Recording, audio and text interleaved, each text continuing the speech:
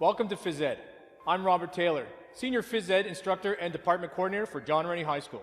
A typical Phys Ed period includes students coming in immediately and participating in a warm-up. Then when the teacher's ready, they will get together and do their skills and their drills of the day, and then possibly at the end, if there's more time, then they will actually game.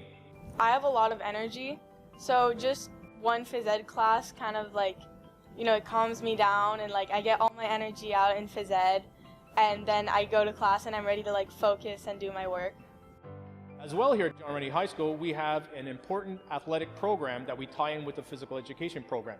Students not only participate in multiple sports, be it soccer, basketball, volleyball, we as well have those athletic teams that compete within the GMAA against other schools in the same sports.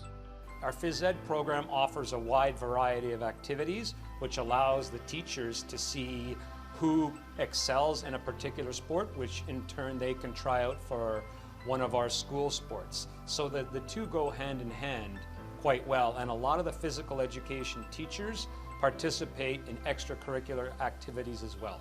Here at John Rennie, we're very lucky to offer a wide variety of sports because we are located to some excellent facilities, as well as facilities in our own school. Basketball, soccer, lacrosse, hockey, tennis, golf, you name it, we can offer it.